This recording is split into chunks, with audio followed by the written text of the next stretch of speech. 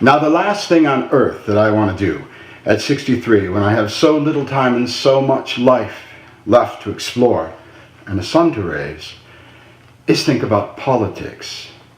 But because I have that sun to raise, we are now painted into a corner, as it were. If we have empathy, hope, compassion for the world around us, and are dedicated to the ones we love and honoring our lives, then we have to fight this fucking Donald J. Trump. Now, most of us who are aware, turned on, educated, knew from the very beginning that this guy was just a cheap, oily used car salesman. Fuck. And thus we tried our best to not be in the position that we now find ourselves. But nevertheless, we're here. Shit happens, doesn't it? And we have to make the best use of a bad bargain, whilst following all laws, not freaking ourselves out, not panicking. We have to do something, because this guy's a whack job. And there's no reason for me to waste our time together discussing what's wrong with this guy, because anyone with half a brain can see that. What might require some further reflection is what we're going to do about it. I would submit to you that it's not worth ruining our lives over. He and his buddies will do a fine job with that, I'm quite sure. But rather proceed in a thinking, focused, pedantic way. This is the nightmare come to life that we who are aware at some level have always feared or felt nipping at our heels as we go through life. With global warming upon us, and this madman holding the nuclear football, the time has come for us to stand up and be counted, or perish with the rest of these idiots. Now, the Republican mass that is at the bottom of the pyramid, those less educated, those less politically astute, tend to continually vote against their own self-interest. While they enjoy the benefits of Medicare, Medicaid, Social Security, SSI, SNAP or food stamps, etc., many of them, they vote against the very things that sustain them to put these people in power because of some kind of rhetoric. Now, I know a little bit about bullshit, and I can smell it a mile away. So, I won't say we, but they've been had, and there were so many of them, this white lash of fucking stupid white men who put this asshole in office, that now we've got to play catch up, backpedal on their behalf, even if they're too fucking stupid to know it, and try to save the world. We're back to that. Started out as kids thinking that. Now at 63, old men have to pick up the gauntlet. That ain't quite fair, but it is what it is, not what it was. So, I think we need to start from square one, which is, yeah, nobody panic, this is a robbery. This guy's trying to steal the world. But you know, bullshit only goes so far, believe me, I know. And then the rubber meets the road at a level. And you have to stand and deliver or you're out. The problem is, the space between the rubber and the road can be such that a nuclear weapon could go off in that little tiny space, or everybody's rights could be depleted, an unfree press. We don't need an authoritarian strongman. We are adults. We are sentient, conscious, compassionate, loving beings. We don't need no fucking daddy figure to show us how to live our lives. Now they're already poking their nose in our bedrooms and our butts and our vaginas and our brain chemistry by telling us, no, we can't do this and we can't do that. But enough is enough. I'm 63 years old. If I want to smoke some DMT or do some mushrooms, I become a criminal. Really? In my own house? On my own time? My own brain, my own body, not hurting anybody. Really? But there's bigger issues than that right now. We're down to the nuts and bolts survival mode. Don't worry about what's on the roof, the weather vane. We got to put up a foundation. And that foundation has to be, I think, based on the fact that we're bigger than this. And we're not going to be pushed down under the thumb of this madman. Madman! A madman is President of the United States of America. How about that? Not metaphorically, literally. This guy's crazy. I don't give a fuck about his childhood problems. Daddy wasn't there to take him to the fair. I guess he didn't care. Give a fuck that he's a 70-year-old man still unrequited, craving the love and approbation of unknown millions or mommy and daddy. I just care that he's fucking with our lives. And that the little ones, the ones who haven't lived 63 years, are going to have to pay the price on all this shit. Now, Paul Ryan the other day said that children who receive food stamps will lose their soul. Excuse me? Again, the fuck are you talking about, dude? When people are hungry, you feed them. People are sick, you fix them. When they're on the street, you give them shelter, clothes. But not in this Republican world, baby. We strip everybody at the base of the pyramid for those at the very top. Now, I know a great deal about this as I've lived in an unnamed country in Southeast Asia which has these kinds of issues. Hierarchical society. Now in America we're going for an oligarchy.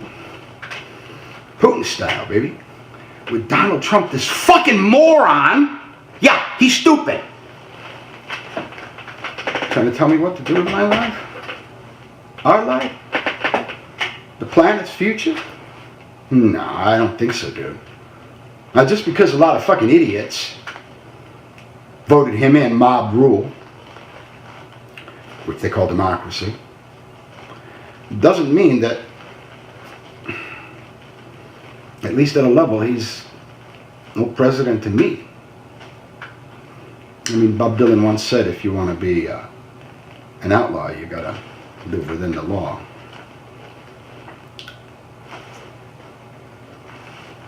We don't want to hurt anybody. We're not going to hurt anybody. We're not going to fucking jaywalk.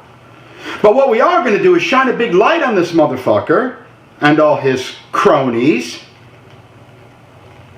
And, as Tim Leary said years and years ago, think for ourselves, question authority. Right on down the road. Now I got this guy I know. I would say friend, but I'm 63, I'm too old for friends. I tell people if I want a friend, I'll get a dog, and I got one, so my dance card is full. He tells me, hey, look, Trump won, forget about it. No, man, Trump won, so now, instead of forgetting about it, if Clinton won, and just going on with my life and my work as an artist, I'm forced into this fucking role that I don't want, of trying to talk to people about what we're going to do, what's happening, and how we're going to get around this and get through it. Now, there's people a lot smarter and more erudite than me that are, can tell you much better than I. But what I know and what I've gleaned in life, in 6 decades plus 3, is that we have to stand against tyranny. It's very inconvenient when it presents itself. It disrupts our lives, but so much more disruption would be there, wouldn't it? If the global warming wiped us all out, or this fucking asshole got in a pissing match with China or something on Twitter and pushed the button. So he's forced our hand. Now,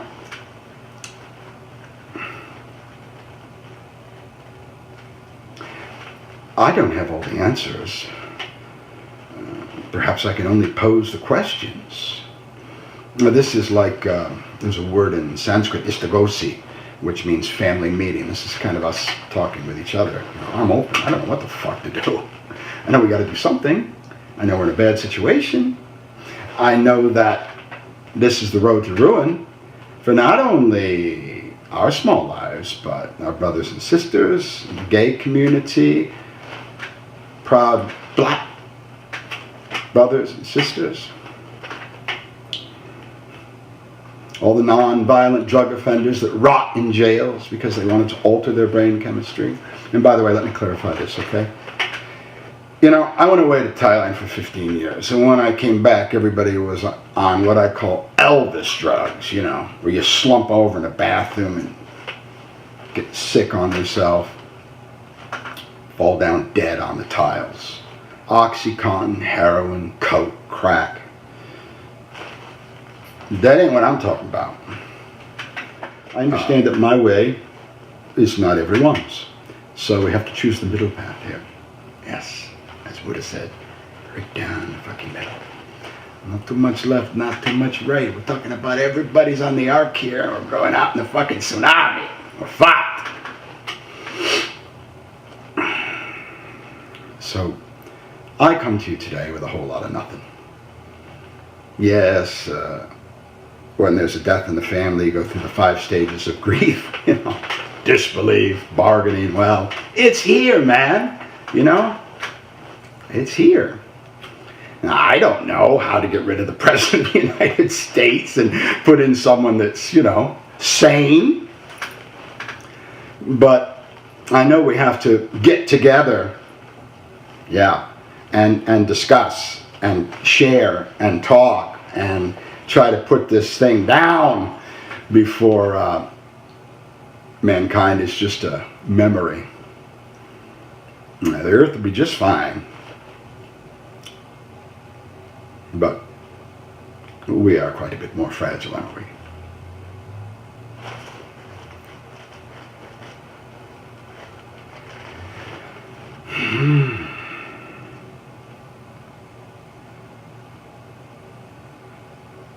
I don't know what they think they accomplish by all this over-the-top money and power. I mean, I was once a millionaire for about 20 years. I had a good run there. I had all the money I needed at about $300,000 a year.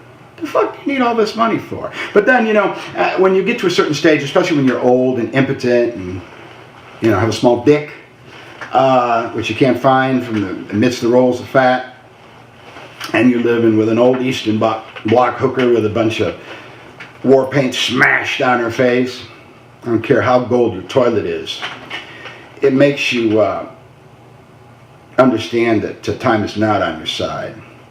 And so you fool yourself with these power trips. So it's not about the cash, it's about the power. And that is a big red flag. Anybody who is after that kind of power,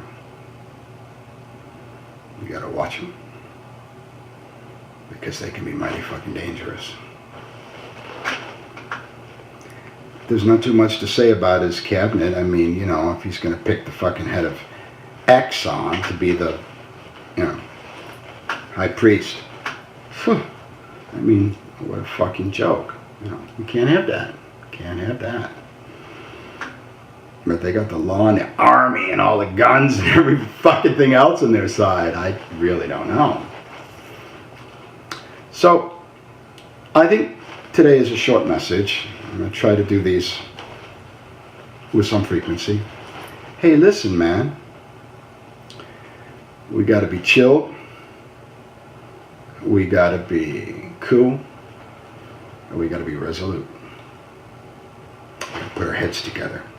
Heads and hearts together. And rise above. Don't strike out. Lay down your arms, metaphorically and physically. Come together. And make the best use of a bad bargain. Which will be hard. It's so hard. And people will die. But it's not impossible. I still believe in all those old hippie values. As I am an old hippie. I know we were right back then. And the ideas and the expression of our youth amalgamated with our psychedelic visions and ancient wisdom was right. What's right is right. You know, the passage of 30, 40, 50 years don't do nothing to that. Truth is a rock. Well, it's always darkest before the dawn, isn't it? So let us just say, here we are. You are here. This is now. And we will meet up here again soon. Try to think this thing through together. Now, there's people that I could highly recommend, such as Keith Olbermann, to a lesser extent, the Young Turks, Democracy Now! There are people such as highly respected Dr. Cornel West. These places and people, Ralph Nader, Ken, and so many others, Chris Hedges, you can go to them for the specifics. But maybe together we can round off the corners, you know. I'm not a politician or a political scientist or even a businessman. I'm just, well, it's unimportant. I'm one of us. I'm one. And so let's get it together and see where we are. And I'll catch you on the flip side. Thank you. Well, I'm Geoffrey Giuliano, and if you've a mind to spend some time with me on my channel, both the Geoffrey Giuliano channel on YouTube and Communiques from the Underground, you've come to the right place. I will be here in the neighborhood like Mr. Rogers. Most days you can find me, and together we can move this thing forward. Marv Levy, the great coach of the Buffalo Bills, once said, "Football is a game of inches."